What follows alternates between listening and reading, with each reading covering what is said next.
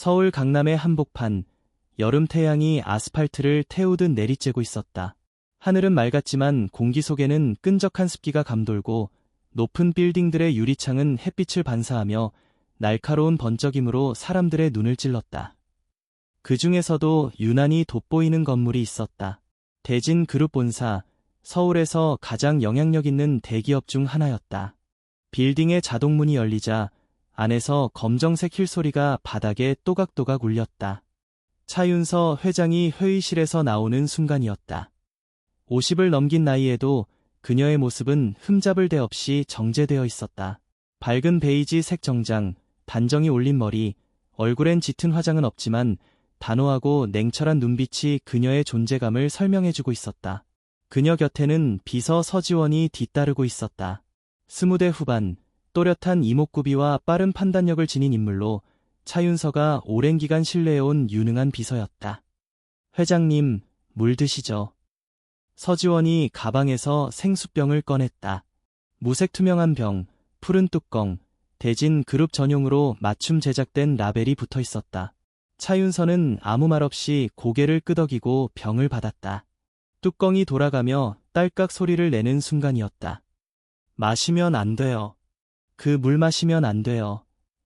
강한 외침이 빌딩 앞의 정막을 뚫고 튀어나왔다. 모든 시선이 한 방향으로 쏠렸다. 대진 그룹 앞계단 아래 낡은 반팔 티셔츠에 해진 바지를 입은 13살쯤 되어 보이는 소년이 숨을 헐떡이며 달려오고 있었다. 더위와 먼지로 범벅된 얼굴, 손에는 구겨진 복권 뭉치가 들려 있었다. 남편분이 물에 독을 넣었어요. 제발, 마시지 마세요. 경비원 2명이 즉시 달려와 소년을 제지했다. 서지원은 얼굴이 붉어지며 소리쳤다. 얘가 미쳤나? 지금 누구한테 말하는 거야? 어딘데 대진 그룹 회장님 앞에서. 소년은 두 팔이 붙잡힌 채였지만 눈동자만큼은 차윤서의 손에 있는 물병을 뚫어지게 바라보고 있었다. 진짜예요. 거짓말 아니에요. 저 어젯밤에 들었어요. 차 회장님 남편이 어떤 여자한테 말했어요. 내일 물병에 약 넣을 거다. 절대 살아남지 못하게라고요. 현장은 일순간 정적에 휩싸였다. 마치 영화의 한 장면처럼 시간이 멈춘 듯한 공기가 흘렀다. 차윤서의 손에 들린 물병이 허공에 멈춘 것처럼 보였다. 그녀의 눈빛이 살짝 흔들렸다. 한정우, 그녀의 남편. 30년 전 함께 아무것도 없이 시작했고 대진 그룹의 초석을 함께 다졌던 남자. 지금은 모든 경영 일선에서 물러나 조용히 지내고 있었지만 얼마 전부터 그녀는 그의 태도에서 이상함을 느끼기 시작했었다. 무심한 말투, 자주 사라지는 시간들, 그리고 그 눈빛. 설마, 그럴 리가. 회장님, 그냥 저 애 치워버리죠. 정신 이상자 같은데요. 서지원이 다급히 말했다. 하지만 차윤서는 조용히 손을 들었다. 모두의 시선이 그녀에게로 돌아갔다. 이름이 뭐니?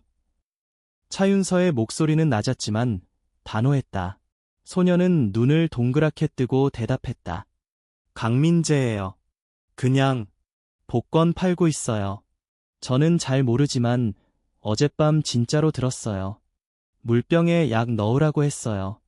절대 살아남지 못하게 그랬어요. 땀에 젖은 그의 얼굴은 해맑거나 착하지도 않았다.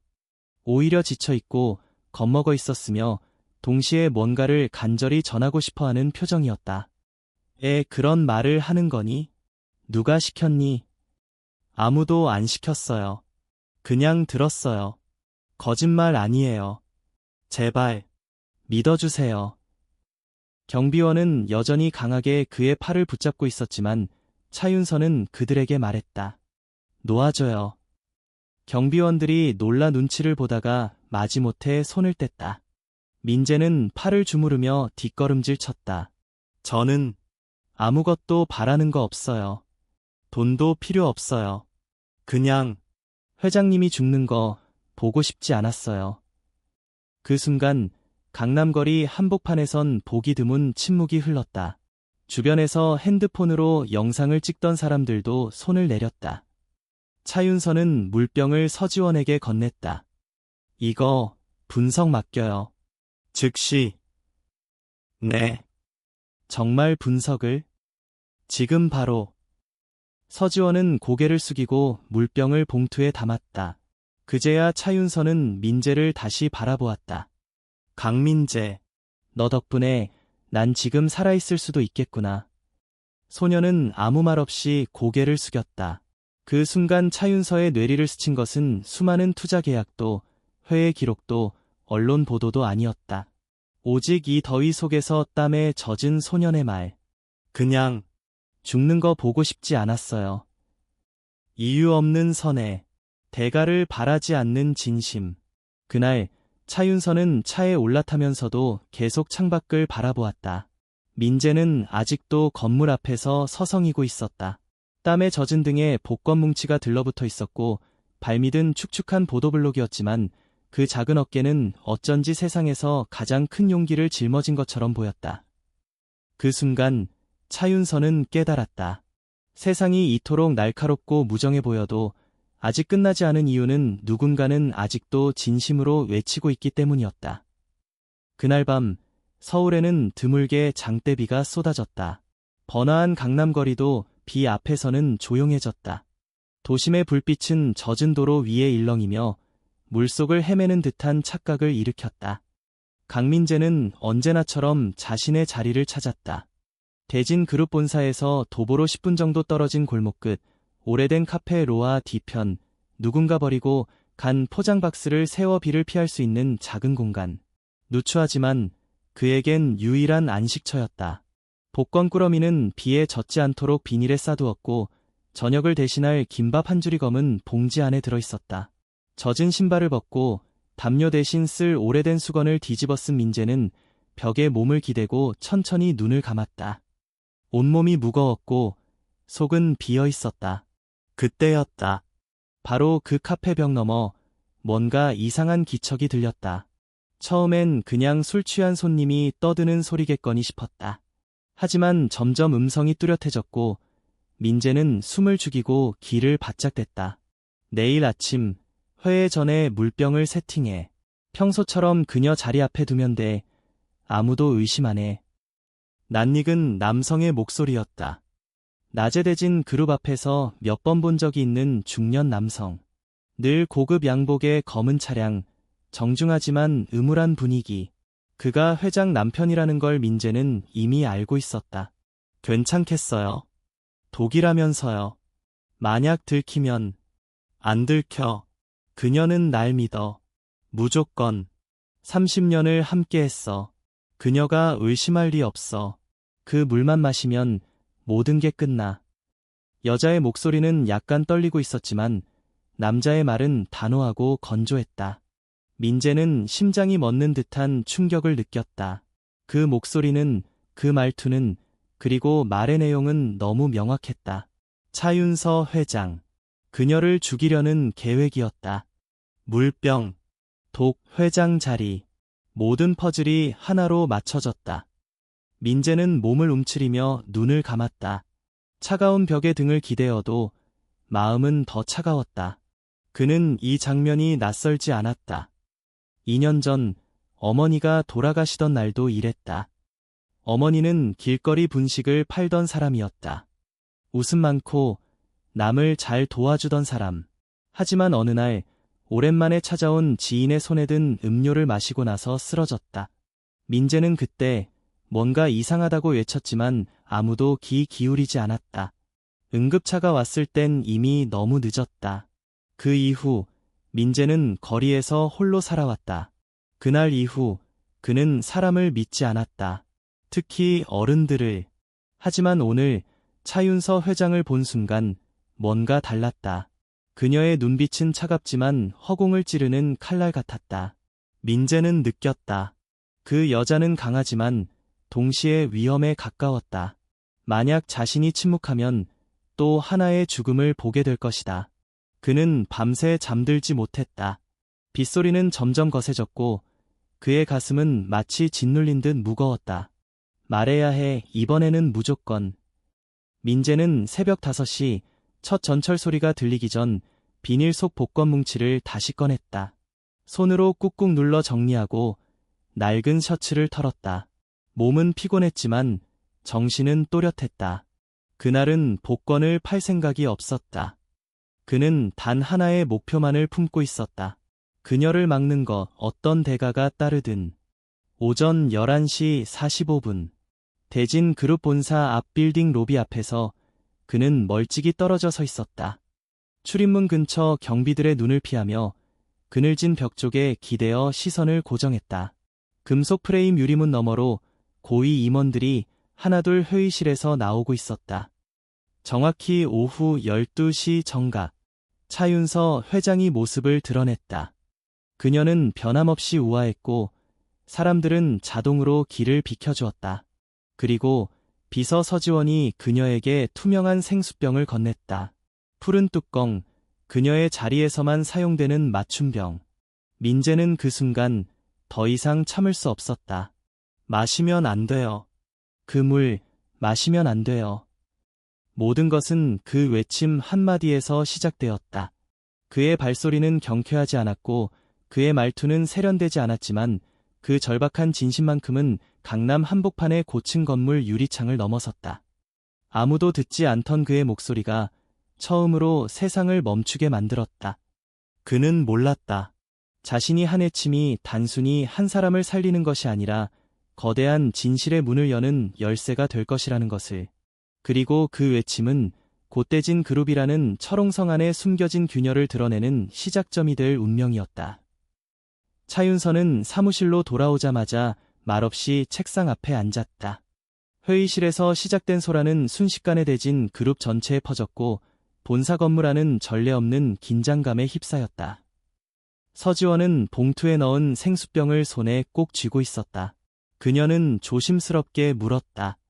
회장님 병 정말 분석 의뢰하시겠어요? 당연하지. 지금 당장 외부 기관에 맡겨. 내부 보안팀이 관여하면 안 돼. 최대한 조용히 믿을 수 있는 곳으로 보내. 차윤서의 눈빛은 흔들리지 않았다. 의심과 혼란, 그리고 묘한 예감이 얽혀 있었지만 그녀는 감정을 드러내지 않았다. 민재라는 아이는 어떻게 하시겠습니까? 일단 돌려보내. 그리고 우리 쪽에서 조용히 보호해. 무슨 일이 있어도 해치지 않게. 서지원은 무언가 말하려다가 멈췄다. 눈빛에 잠시 망설임이 있었지만 곧 고개를 끄덕이며 병을 들고 나갔다. 차윤서는 혼자 남겨진 사무실에서 창밖을 바라보았다. 빌딩 유리창에 비친 자신의 얼굴이 어쩐지 낯설었다. 철벽처럼 단단하게 세워온 자신감과 권위는 한순간에 균열이 생긴 듯했다. 설마 정말로 정우가... 그녀는 머릿속에서 그 가능성을 계속 부정하려 했다. 한정우, 그녀의 남편이자 동반자, 함께 가게를 열고 대출에 허덕이며 회사를 키워왔던 날들. 그가 없었다면 오늘의 대진 그룹도 지금의 자신도 없었을 것이다. 하지만 최근 몇 년 사이 그는 변했다. 사업에서 손을 뗀 뒤에도 늘 회사 주변을 맴돌았고 자주 의미 없는 질문을 던졌으며 자녀들과의 관계도 멀어졌다. 차윤서는 그가 힘들어하고 있다는 것을 느끼면서도 의도적으로 거리를 두었다. 그리고 오늘 단 한 번의 외침이 그 모든 것을 흔들었다. 몇 시간이 지나고 분석을 맡긴 기관으로부터 연락이 왔다. 보고서는 메일로 그리고 인편으로 이중 전달되었다. 두꺼운 봉투를 들고 들어온 보안 담당자가 무거운 얼굴로 말했다.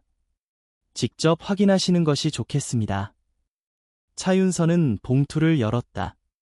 안에는 검사 결과가 상세히 적힌 문서가 들어있었다. 검사 결과 요약. 검출된 물질 엑소-103, 엑소-103. 독성 고위험군 신경계 독성 물질. 특징 무색, 무치, 물에 완전히 용해됨. 소량 섭취 시 심장 마비 유발 가능. 검출 농도 기준치 대비 2100배. 문서를 읽는 그녀의 손끝이 미세하게 떨렸다. 여전히 표정은 단단했지만 속에서는 무언가 무너져 내리고 있었다. 진짜였어. 그녀는 입술을 깨물었다. 민재의 말은 허상이 아니었다. 그리고 누군가가 그녀를 죽이려 했다는 사실은 이제 더 이상 의심의 여지가 없었다. 차윤서는 잠시 책상에 앉은 채 눈을 감았다. 숨을 깊게 들이쉬고 천천히 내쉬었다. 감정이 폭발하는 대신 마음 한가운데에 묘한 평온함이 퍼졌다. 살아있다는 것, 살아남았다는 것, 그리고 아직 시간이 있다는 것. 그녀는 인터폰을 눌렀다. 보안팀장, 지금 당장 내 사무실로 와주세요. 7층 회의실 CCTV, 오늘 오전 7시부터 12시까지 전부 확보해서 같이 보죠. 네, 회장님. 곧 올라가겠습니다. 잠시 후 회의실에 보안팀장이 도착했다. 대형 스크린에 오전 영상이 하나씩 재생되었다. 여러 직원들이 건물에 들어오고 회의실 안이 텅 빈 시간도 지나간다. 그리고 영상의 특정 시간대에서 멈추었다. 오전 7시 14분. 회의실 출입문이 조용히 열리며 검은색 코트를 입은 남성이 들어왔다. 한정우였다. 그는 익숙한 동선으로 방 안을 둘러보더니 가방에서 무언가를 꺼내 회장석 앞에 올려놓았다. 생수병이었다. 그리곤 병의 위치를 조정하고 주변을 다시 정리한 후 천천히 방을 나갔다. 행동은 침착했고 망설임도 없었다. 화면 캡처해. 원본은 외장 드라이브에 복사하고 사본은 암호화해서 보관해. 보안팀장이 명령을 이행하는 사이 차윤서는 천천히 말없이 화면을 바라봤다. 남편의 뒷모습이 생경했다. 그녀가 알던 그 사람은 손에 찰과상만 생겨도 그녀에게 먼저 보이던 남자였다. 이제는 자신의 손에 독을 쥐어준 자가 되었다. 그리고 그 순간 그녀는 깨달았다. 이 일은 단순한 의심이 아니라 증명된 진실이라는 것을. 그녀는 입을 열었다. 오늘 오후 정우 씨를 저녁 식사 자리에 초대해요. 조용히, 공식적이지 않게. 내가 직접 묻고 싶어요. 서지원이 놀란 듯 물었다. 회장님, 혹시 그를 용서하실 생각이신가요? 차윤서는 잠시 그녀를 바라보다가 말했다. 아니. 하지만 내가 누구를 용서할지, 누굴 용서하지 말아야 할지는 진실을 듣고 나서 결정할 거예요. 그녀의 목소리는 낮았지만 단단했다. 외풍이 강할수록 뿌리를 내리는 나무처럼 그녀는 더욱 깊숙이 중심을 다져가고 있었다. 오늘 그녀는 죽음을 피했다. 하지만 내일은 살아야 할 이유를 찾아야 했다. 해가 지고 서울의 하늘은 짙은 회색으로 물들었다. 대진그룹의 하루가 끝나가던 시간, 차윤서는 회사 근처의 한 조용한 라운지룸으로 향했다. 그곳에는 이미 누군가가 기다리고 있었다. 강민재. 복권 뭉치를 무릎 위에 올려놓고 잔뜩 긴장한 얼굴이었다. 옷은 누군가가 입혀준 듯 깨끗했지만 그의 눈동자에는 여전히 두려움과 경계심이 가득했다. 차윤서는 조용히 맞은편에 앉았다. 시선은 민재에게로 향했지만 눈빛은 차분했다. 이름이 강민재라고 했지. 네. 민재는 고개를 살짝 끄덕이며 눈을 피했다. 그의 손끝은 무릎 위 복권을 쥔 채 자꾸만 떨렸다. 괜찮아. 여긴 안전한 곳이야. 누구도 너한테 뭐라고 하지 않아. 그 말에 민재는 겨우 눈을 맞추었다. 하지만 입술은 여전히 굳게 다물려 있었다. 차윤서는 조심스럽게 말을 이었다. 민재야, 오늘 너 덕분에 내가 살아있었던 거 알아? 아니면 아주 위험할 뻔했어. 민재는 고개를 숙였다. 한참이 지나서야 조심스럽게 입을 열었다. 저 그냥 누가 죽는 거 보기 싫었어요. 그 한마디에 윤서의 가슴이 묘하게 저려왔다. 그게 다야. 민재는 잠시 망설이다가 고개를 끄덕였다. 그리고는 떨리는 목소리로 말을 이어갔다. 저 예전에요. 엄마가 있었어요. 엄마가 분식 팔면서 살았어요. 되게 착했어요. 남들한테 밥도 나눠주고 돈 없어도 그냥 먹게 했어요. 근데 어느 날 어떤 아주머니가 찾아왔어요. 옛날 친구라면서 음료를 하나 주더라고요. 엄마는 고맙다며 마셨어요. 그날 밤에 쓰러졌어요. 윤서는 말없이 그의 눈을 바라보았다. 제가 경찰 아저씨한테 말했어요. 이상하다고. 그 아주머니 이상하다고. 근데 아무도 안 믿었어요. 가난한 사람들은 거짓말한다고, 환상 본다고 그렇게 말했어요. 민재는 손등으로 눈을 훔쳤다. 얼굴에 흐른 건 땀이 아니었다. 엄마는 죽었고요. 전 그 뒤로 길거리에서 살았어요. 믿는 것도 없고 기대하는 것도 없었어요. 근데 오늘 그 사람들 말 들었을 때 다시 그날 생각났어요. 그대로 놔두면 또 누군가 죽을 것 같았어요. 그의 말이 끝났을 때 방 안은 완전히 조용해졌다. 밖에서는 사람들의 퇴근 소리, 엘리베이터 알림음이 간간히 들렸지만 그 순간은 두 사람만의 시간 같았다. 차윤서는 말없이 자리에서 일어나 민재의 앞에 무릎을 꿇고 앉았다. 그녀는 기업의 수장이었고 수많은 사람들 앞에서 단 한 번도 자세를 낮춘 적 없는 사람이었다. 그러나 지금 그녀는 이 작은 아이의 눈높이에 맞추고 있었다. 고맙다, 민재야. 정말 고맙다. 민재는 당황한 듯 손사래를 쳤다. 저 그런 말 들을 자격 없어요. 그냥 보고만 있을 수 없었을 뿐이에요. 아니야. 넌 누군가의 생명을 구한 거야. 그건 아무나 할 수 있는 일이 아니야. 윤서는 민재의 손을 조심스레 잡았다. 차가웠다. 여름인데도 그의 손끝은 얼음처럼 식어 있었다. 이 세상은 때때로 진짜를 보고도 못 본 척하고 진심을 들어도 거짓이라 말하지. 넌 그런 세상 속에서 가장 큰 용기를 낸 거야. 민재의 눈이 동그랗게 커졌다. 그는 이제껏 들어본 적 없는 말이었다. 가슴속 어딘가가 갑자기 따뜻해지는 느낌이 들었다. 너 지금 어디서 자니? 그 근처 카페 뒤편에 박스 있어요. 거기서요. 윤서의 얼굴에 스치듯 분노와 슬픔이 함께 나타났다. 이제부터는 거기서 앉아도 돼. 내가 내 곁에 있을게. 민재는 순간 귀를 의심했다. 그녀가 지금 뭐라고 한 거지?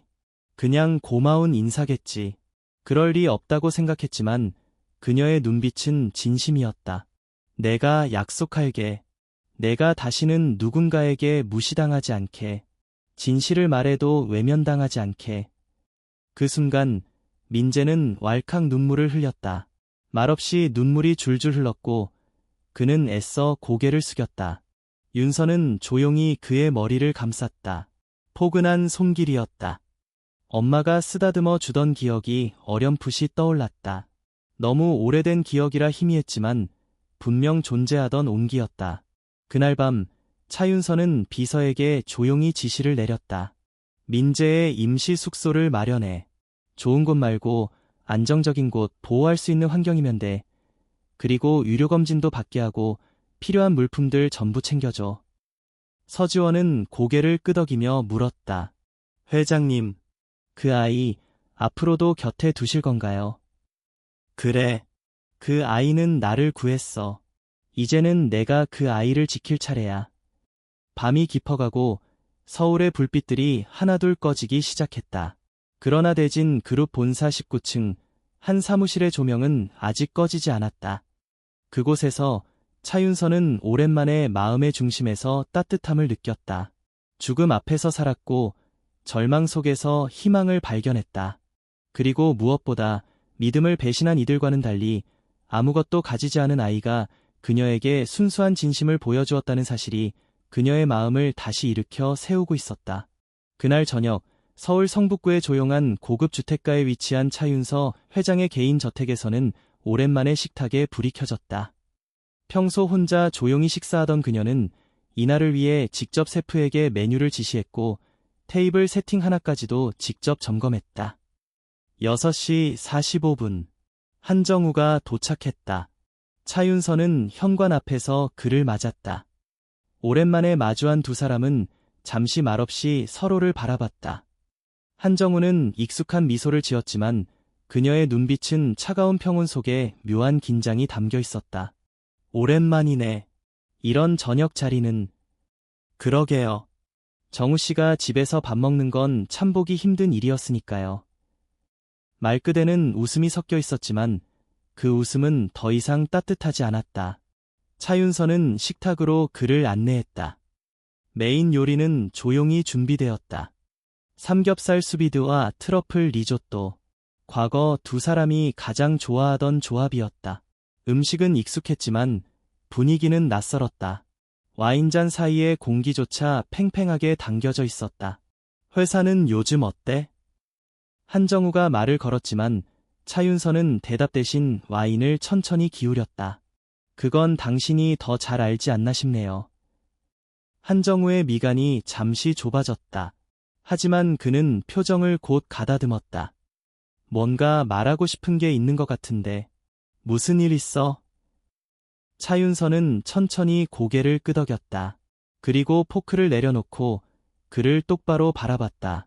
당신 오늘 오전 어디 있었어? 갑자기 그걸 왜 묻지? 회의실. 내 자리에 누가 물병을 뒀더라. 오전 7시 14분쯤.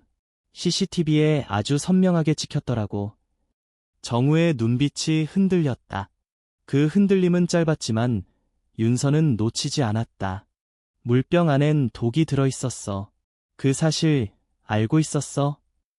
정우는 대답하지 않았다. 침묵은 더욱 긴장을 고조시켰다.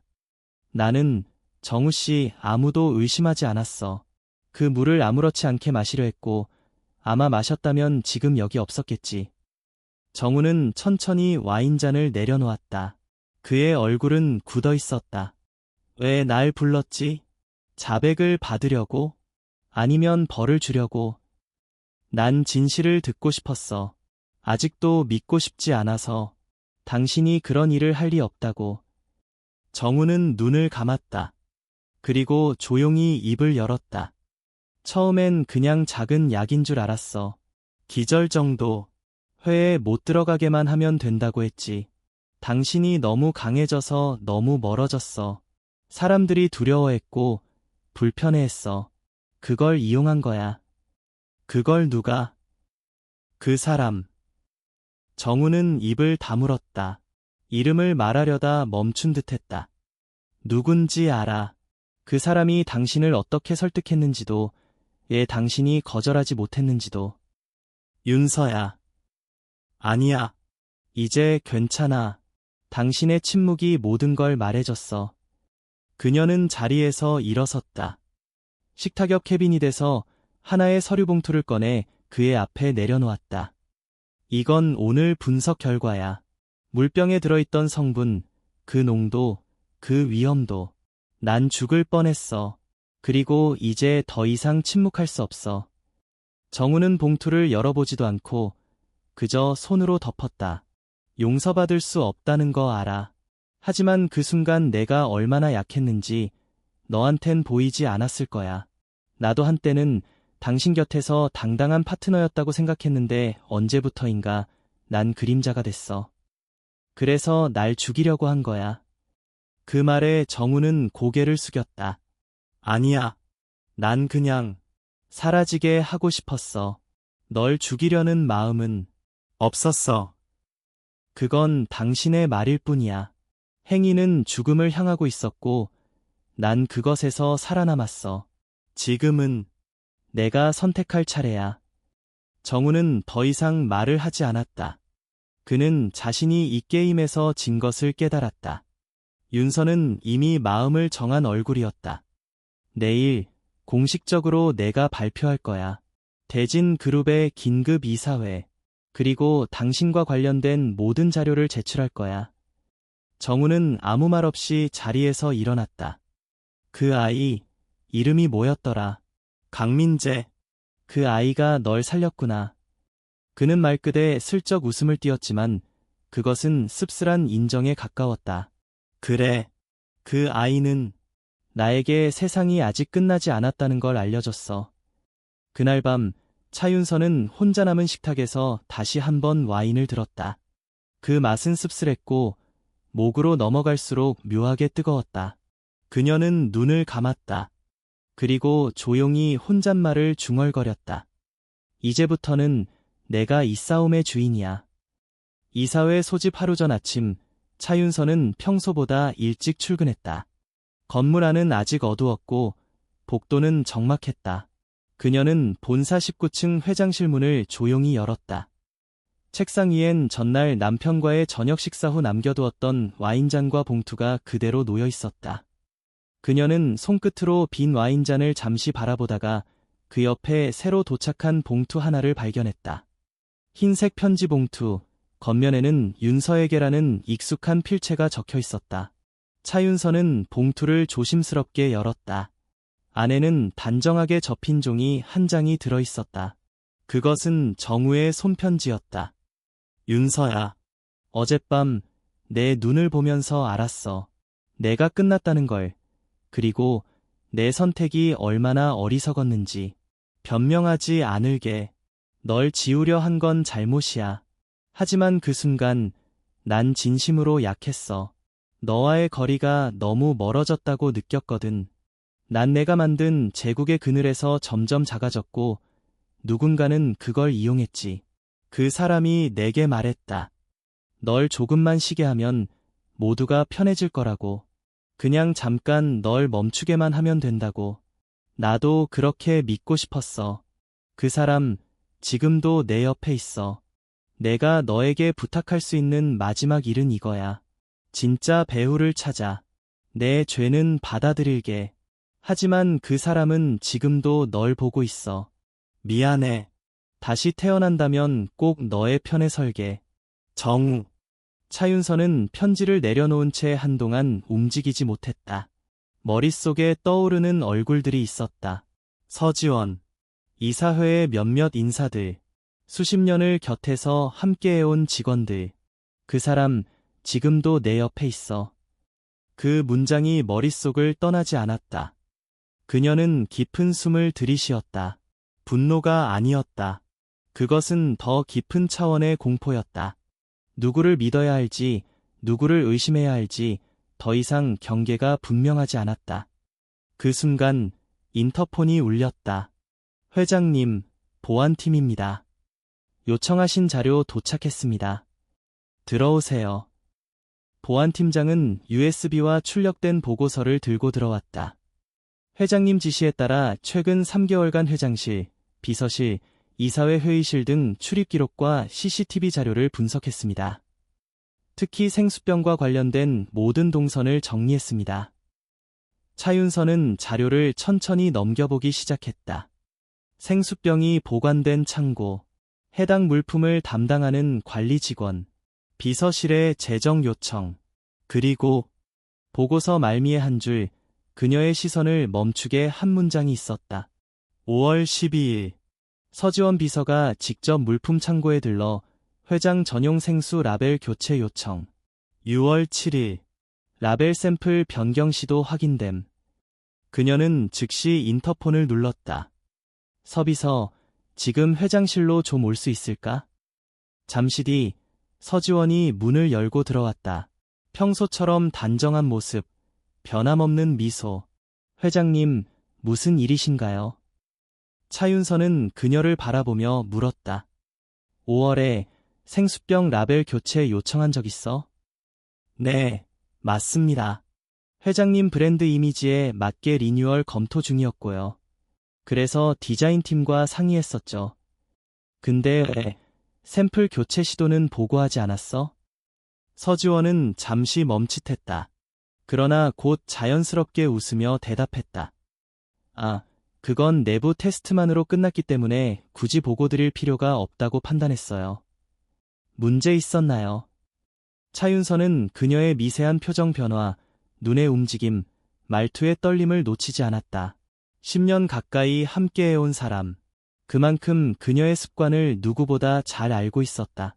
하지만 오늘 그 눈빛은 어딘가 달랐다. 너무 침착했고 너무 완벽했다. 그녀는 자리에서 일어섰다. 알겠어. 오늘 저녁 이사회 끝나고 잠시 시간 좀 내줘. 우리 둘이 얘기할 게 있을 것 같아. 네, 물론이죠. 회장님. 서지원은 아무렇지 않게 고개를 숙이고 나갔다. 문이 닫히는 소리가 조용히 울렸다. 차윤서는 창문을 바라보았다. 회색 구름이 서서히 밀려오고 있었다. 그리고 그녀는 직감적으로 느꼈다. 폭풍은 아직 시작되지 않았다. 그녀는 결심했다. 오늘 저녁 모든 진실을 드러내야 한다. 남편의 배신, 물병의 독, 그리고 아직 드러나지 않은 또 하나의 배후. 그것은 단순히 그녀의 생명을 노린 사건이 아니었다. 대진 그룹 전체를 뒤흔들려는 거대한 손. 그 손이 누구의 것인지 그녀는 스스로 확인해야만 했다. 대진 그룹 임시 이사회가 소집된 날 오후, 회의실 안은 평소보다 긴장된 공기로 가득 차 있었다. 고위 임원들과 부대표, 감사, 이사들이 자리에 착석했고 차윤선은 마지막으로 입장했다. 그녀는 검은색 정장을 입고 있었고 얼굴에는 단 한 줄의 감정도 묻어나지 않았다. 냉정함. 그것이 오늘 그녀가 세상 앞에 보여줄 유일한 무기였다. 지금부터 대진 그룹 긴급 이사회를 시작하겠습니다. 총무이사의 개회 선언 이후 회의는 통상적인 절차를 빠르게 넘어갔다. 모두가 알고 있었다. 오늘의 핵심은 오직 하나였다. 며칠 전 회장에게 벌어졌던 그 알려지지 않은 사건. 그리고 마침내 차윤서가 입을 열었다. 오늘 이 자리는 제 개인적인 일이 아닌 대진 그룹의 존립과 신뢰를 위한 자리입니다. 며칠 전 회의실제 자리 앞에 놓인 생수병에서 고위험군 독성 물질이 검출되었습니다. 이는 우연도 실수도 아니었습니다. 명백한 의도와 계획이 있었던 범행입니다. 회의실 안은 술렁이기 시작했다. 몇몇 이사들은 서로의 얼굴을 바라보았고 누군가는 무거운 한숨을 내쉬었다. 그 물병은 제가 마셨다면 지금 이 자리에 없었을 겁니다. 사건 직후 보안팀과 외부기관의 분석, CCTV 확인, 관련자 진술을 통해 한 가지 결론에 도달했습니다. 그녀는 손짓으로 뒤에 있는 직원에게 신호를 보냈고 회의실 앞 스크린에 CCTV 영상이 재생되기 시작했다. 영상 속 오전 7시 14분 회의실에 들어온 남성 한정우. 그가 물병을 조심스럽게 책상 위에 올려놓고 나가는 장면. 이사들의 표정이 일제히 굳었다. 누군가는 고개를 젓고 누군가는 눈을 감았다. 남편입니다. 한정우 씨. 그는 저와 함께 대진 그룹을 세웠고 지금은 경영 일선에서 물러나 있습니다. 그러나 영상과 분석 결과는 그가 이번 사건의 실행자였다는 것을 분명히 보여주고 있습니다. 그러나 그녀는 말을 멈췄다가 더 단호한 목소리로 이어갔다. 그는 진짜 배우가 아니었습니다. 회의실 안의 분위기가 멈췄다. 무엇인가 더 있다는 암시. 그것은 모두를 긴장하게 만들었다. 며칠 전 그는 저에게 편지를 남겼습니다. 그리고 그 안엔 이렇게 적혀 있었습니다.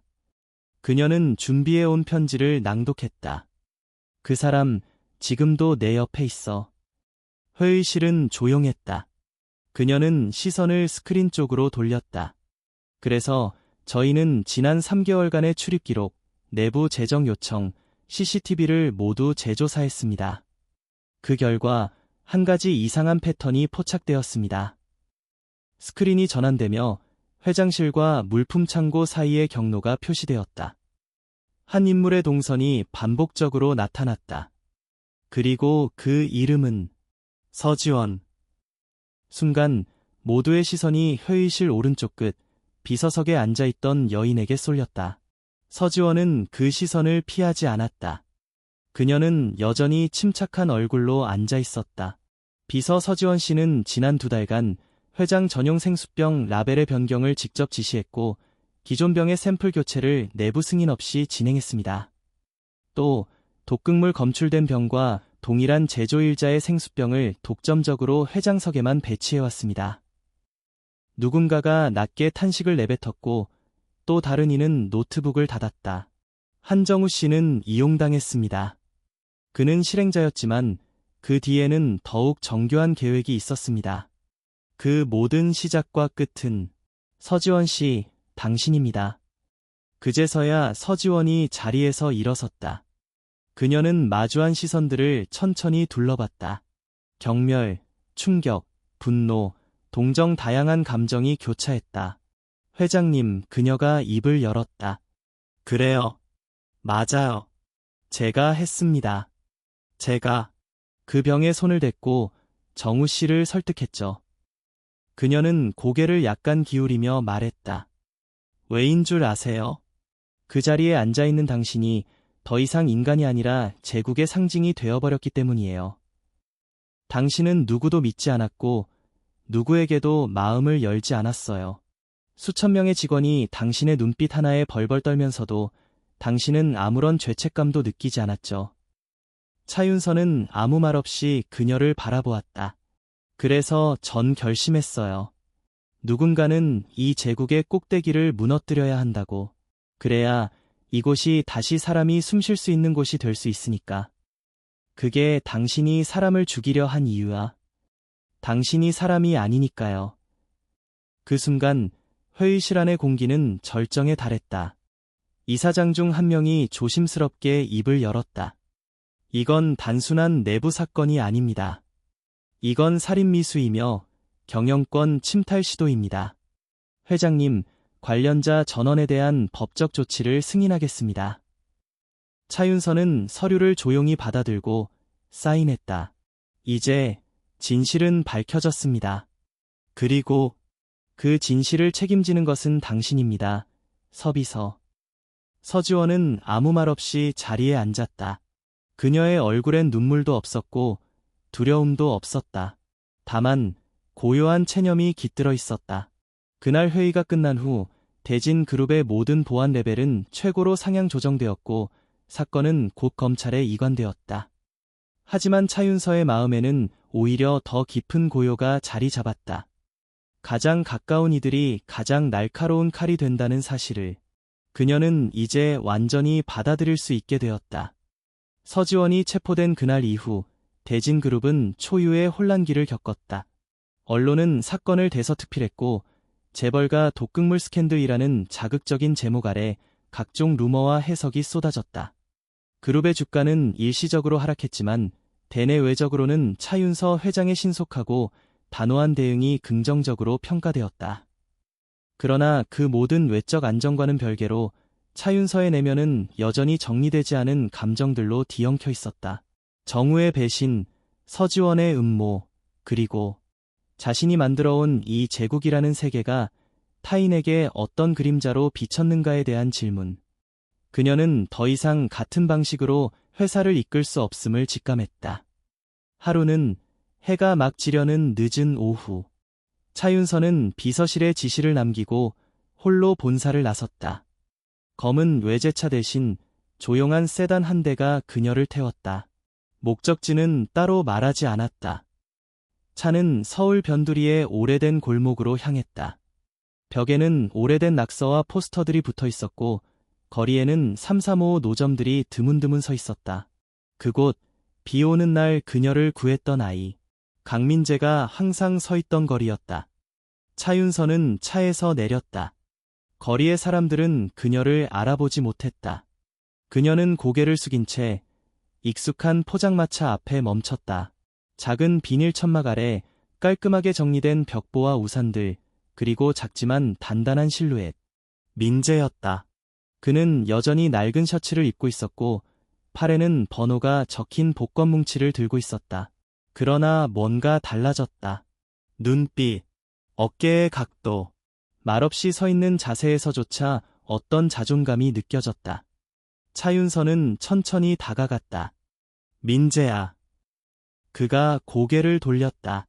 순간 놀란 듯 눈이 커졌고 바로 이어 얼굴 가득 웃음이 퍼졌다. 아, 회장님 아니, 이젠 뭐라고 불러야 하죠? 그냥 윤서 이모라고 불러도 돼. 민재는 머뭇거리다 웃으며 고개를 끄덕였다. 요즘 어때? 잘 지냈어? 네, 봉사단체 분들이 도와줘서 임시 숙소도 생겼고요. 다음 달부터 야간 중학교도 다니게 됐어요. 회장님이 도와주신 덕분이에요. 그녀는 고개를 저었다. 난 단지 내가 나를 구해줬다는 걸 잊지 않았을 뿐이야. 도움은 내가 자격 있었어. 민재는 조용히 그녀를 바라보았다. 말은 하지 않았지만 눈동자 속에는 말로 설명하기 힘든 감정이 담겨 있었다. 그녀는 가방에서 조심스럽게 작은 상자를 꺼냈다. 이건 내가 좋아한다던 책, 그리고 그 안엔 작은 카드가 있어. 내 개인 연락처야. 어떤 상황이든 필요한 게 있으면 언제든 연락해. 민재는 상자를 두 손으로 받았다. 정말 감사합니다. 하지만 저 욕심은 없어요. 그냥 살아있어서 다행이에요. 그녀는 그 말에 순간 눈시울이 붉어졌다. 그렇게 둘은 잠시 비닐 천막 아래 서서 고요한 거리를 바라보았다. 햇살이 조금씩 골목 사이로 스며들고 있었다. 그것은 무언가가 끝났다는 신호이자 또 다른 시작의 빛이었다. 며칠 후 대진그룹은 새로운 변화의 바람을 예고했다. 차윤선은 이사회에 한 가지 계획을 제안했다. 사회공헌 전략국 외 신설, 기업의 수익 일부를 정기적으로 청소년 복지, 교육, 보호 시스템에 투입하며 이를 위한 전담 인력을 배치하는 조직이었다. 누군가는 말렸다. 이 시점에 사회공헌은 리스크일 수도 있습니다. 재무구조 회복이 먼저 아닙니까? 하지만 그녀는 단호했다. 우리 기업은 이제 단순히 이익을 추구하는 조직이 아닙니다. 책임을 지는 공동체로 가야 합니다. 이익은 다시 벌면 되지만 신뢰는 잃으면 다시 얻기 어렵습니다. 그 말에 많은 이사들이 고개를 숙였다. 차윤선은 더 이상 숫자만을 보는 회장이 아니었다. 그녀는 한 번 죽음을 경험한 사람의 눈으로 삶을 다시 바라보기 시작한 리더였다. 한편 정우는 자택에 연금된 상태로 조사를 받고 있었다. 그는 모든 혐의를 인정했고 자필 진술서에 서명을 마쳤다. 법적 처벌은 피할 수 없겠지만 그는 처음으로 진실을 마주했고 그것은 그에게도 작지 않은 변화였다. 서지원은 구속 기소되었고 그녀가 과거 내부에서 쌓아온 권한과 영향력에 대해 검찰 수사가 본격적으로 진행되었다. 그날 밤 차윤선은 혼자서 회장실에서 야경을 바라보며 와인 한 잔을 들었다. 이제는 아무도 독을 넣지 않은 와인. 이제는 누구의 시선도 의심하지 않아도 되는 공간. 그녀는 조용히 창을 열었다. 도시의 바람이 스며들었고 밤 공기가 그녀의 긴 머리칼을 스치듯 흘렀다. 그리고 그 순간 그녀는 미소 지었다. 자신도 모르게, 비로소, 진심으로. 가을이 성큼 다가온 어느 날 아침, 차윤선은 서울 외곽에 있는 조용한 양지공원 묘지를 찾았다. 검은색 롱코트를 입고 머리는 단정하게 묶었으며 손에는 흰 국화 한 송이를 들고 있었다. 그녀가 멈춰선 자리 앞 회색빛 비석 위에 한 이름이 새겨져 있었다. 한정우 1969202호. 정우는 지난달 구속 상태에서 심장질환으로 세상을 떠났다. 병력은 있었지만 누구도 그렇게 빨리 갈 줄은 몰랐다. 그는 끝까지 반성했고 구속 전 마지막 순간까지 차윤서에게 사과하는 편지를 남겼다. 당신에게 상처를 준 만큼 내 남은 삶은 당신의 평안을 위해 써야 했어. 그 문장을 마지막으로 그는 떠났다. 차윤서는 무릎을 꿇고 국화를 놓았다. 그리고 손가락으로 조심스럽게 비석을 닦으며 중얼거렸다. 정우 씨, 이제 그만 미워할게요. 당신이 없었다면 지금의 나도 없었을 테니까요. 그녀는 천천히 눈을 감았다. 머릿속에는 수많은 장면들이 스쳐갔다. 처음 창업을 하던 날, 함께 전단지를 돌리던 저녁, 수입이 없어 컵라면 하나를 둘이 나눠 먹던 시절, 그리고 어느 비 오는 밤, 첫 아파트에 입주하던 날, 정우가 했던 말. 언젠간 우리가 만든 회사를 세상이 기억할 거야. 그 말은 현실이 되었다. 그러나 그 대가가 이렇게 아플 줄은 그때는 몰랐다. 그녀는 조용히 자리에서 일어섰다. 한 번 더 비석을 바라본 후 뒷걸음질 없이 곧장 길을 나섰다. 그날 오후 대진 그룹 본사 회의실에는 또 한 번의 이사회가 열렸다. 그러나 이번에는 위기 대응이 아닌 미래 방향성을 위한 회의였다. 이번 안건은 회장직 승계에 대한 건입니다. 총무이사의 말에 회의실이 조용해졌다. 몇몇 이사들의 눈이 윤서를 향했다. 차윤서는 미리 준비된 서류를 꺼내 읽기 시작했다. 지난 30년간 저는 이 회사를 키워왔습니다. 수많은 위기와 기회를 지나 이제는 우리가 다시 시작할 시기라고 생각합니다. 그러나 그 시작은 새로운 세대에서 비롯되어야 한다고 판단했습니다. 모두가 놀란 듯 그녀를 바라봤다. 그래서 저는 올해 말 회장직에서 물러나 명예이사로 전환하겠습니다. 순간, 정적, 그리고 속삭임. 회장님, 갑작스러운 결정입니다. 후계 구도는? 그녀는 고개를 끄덕였다. 내가 직접 후계자를 지명하지는 않을 겁니다. 대신 외부 윤리평가단과 사내 공정 선발위원회를 구성해 다음 세대 리더를 찾아낼 것입니다. 그게 가능할까요? 대진그룹이 이윤 중심의 기업을 넘어서 사회적 책임을 다하는 공동체로 재탄생하려면 이 변화는 필수입니다. 그녀의 말에는 더 이상 망설임이 없었다. 그 누구도 반박하지 못했다. 회의 후 차윤서는 비서실로 향했다. 그곳에는 강민재가 앉아 있었다. 오늘은 그가 직접 그녀를 찾아온 날이었다. 이모, 진짜 그만두시는 거예요. 민재의 눈동자는 흔들리고 있었다. 그래, 민재야. 모든 시대에는 끝이 있고 새로운 시대는 준비된 사람에게 열려야 하거든. 그는 조심스레 묻는다. 그럼 전에도 말했던 그 제안도 아직 유효한 건가요? 그녀는 미소 지었다. 물론이지. 너는 여전히 내게 특별한 사람이야.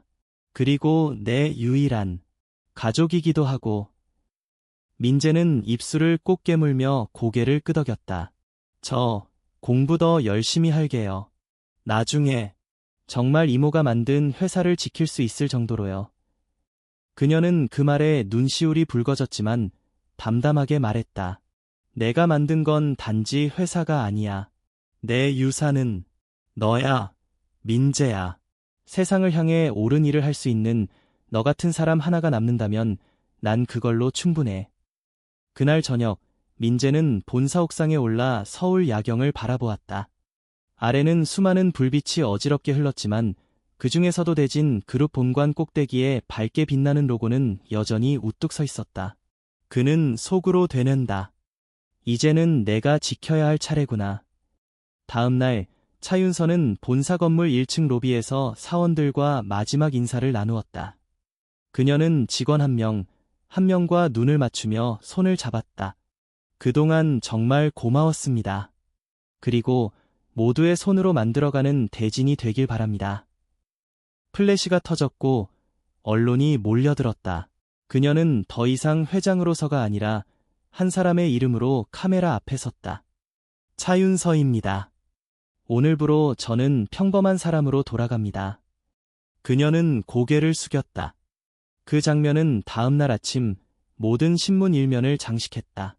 한 시대를 이끈 여인, 조용한 퇴장, 겨울의 초입, 첫눈이 내리던 날. 차윤서는 대진 그룹의 공식 사임 기자회견을 마친 후 처음으로 단 한 명의 수행원도 없이 외출에 나섰다. 하얗게 내리는 눈송이 사이로 그녀의 발자국이 조용히 이어졌다. 향한 곳은 의외였다.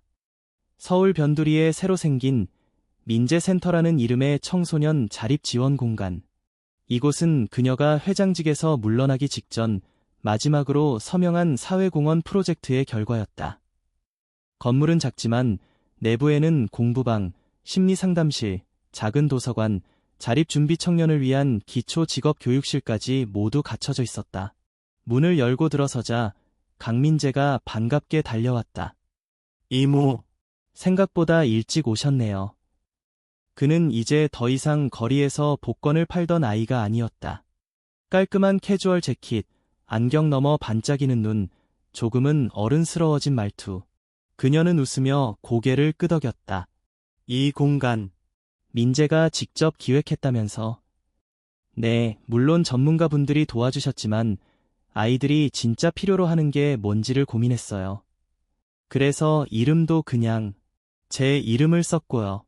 민재센터. 차윤서는 공간 이곳저곳을 둘러봤다. 벽에 붙은 아이들의 그림, 편지, 손으로 직접 만든 목재 책장, 그리고 한켠에는 고마운 사람들이라는 이름의 작은 게시판이 있었다. 그중 맨 위에 손글씨로 적힌 문구. 이모, 사라져서 고마워요, 민재. 그녀는 눈을 감았다. 그리고 아주 천천히 숨을 들이켰다. 이 세상에 태어나 많은 것을 만들었지만 그 어느 상장, 수익, 박수갈채보다 이 한 줄이 더 깊게 가슴을 울렸다. 이제 너는 나 없이도 괜찮겠구나. 민재는 고개를 저었다. 괜찮긴요. 이모는 항상 필요하죠. 하지만 이제 의존하진 않을 거예요. 그게 진짜 어른이 되는 거라고 생각해서요. 그녀는 웃었다. 그래, 맞아. 내가 그걸 배우는데 30년이 넘게 걸렸는데 너는 참 빨리도 배우는구나. 밖에선 눈이 더욱 굵어지고 있었다. 아이들이 3355 센터 안으로 들어오고 민재는 아이들을 반갑게 맞이했다. 형. 민재 형, 오늘 도서관 열어요. 응, 당연하지. 오늘은 마시멜로 실험 이야기 해줄 거야. 궁금하지? 아이들의 얼굴이 밝아졌고 웃음소리가 공간을 채웠다. 차윤서는 조용히 그 장면을 바라봤다. 지켜보는 것만으로도 충분했다. 이제 그녀가 나서지 않아도 세상은 이토록 따뜻할 수 있다는 걸 느낄 수 있었다. 그날 저녁, 그녀는 오랜만에 서울 북촌의 작은 한옥으로 돌아갔다. 정우와 함께 살던 그 집은 한동안 폐쇄되어 있었지만 이제는 그녀만의 공간으로 다시 태어나고 있었다. 벽에는 액자가 하나 걸려 있었다. 민재와 함께 찍은 사진. 그가 학교에 처음 입학하던 날 어색하게 넥타이를 맨 모습. 그 아래 작은 문구가 쓰여 있었다. 용기 있는 아이가 제국을 구했다. 그녀는 촛불 하나를 켜고 따뜻한 차를 내렸다. 조용한 음악이 흐르고 바깥엔 여전히 눈이 내리고 있었다. 창밖의 나무에는 하얀 눈꽃이 피어 있었고 세상은 마치 정지한 듯 고요했다. 그녀는 이제야 알 수 있었다. 가장 큰 유산은 건물이 아니고 브랜드도 아니며 통장에 찍힌 숫자도 아니라는 걸. 그건 한 생명을 지켜낸 기억이며 누군가를 다시 걷게 만든 이야기라는 걸. 이야기는 그렇게 끝났다. 하지만 누군가의 시작으로 여전히 계속되고 있었다. 민재는 다음 해봄 고등학교를 졸업하고 장학금으로 대학에 진학했다. 그는 아동복지학을 전공하며 자신처럼 길에서 방황하는 아이들을 위한 체계적인 지원 시스템을 꿈꾸었다. 차윤서는 더 이상 회장도 뉴스의 주인공도 아니었다. 하지만 전국 곳곳에서 그녀의 이름을 딴 작은 도서관, 공부방, 자립센터들이 생겨났다. 그녀는 조용히 그러나 확실하게 사람들의 삶에 흔적을 남기고 있었다. 그리고 어느 겨울밤 민재가 그녀에게 보낸 짧은 메시지. 이모, 저도 누군가의 이모가 되고 싶어요. 그녀는 천천히 핸드폰을 내려놓고 오래된 일기장을 펼쳤다. 그 속에는 그녀가 회장 시절 매일 적었던 짧은 문장들이 남아 있었다. 마지막 장에 그녀는 한 문장을 덧붙였다. 끝은 없다. 삶은 언제나 누군가에게서 다시 시작된다. 그리고 펜을 내려놓았다. 그녀는 이미 모든 것을 남겼다.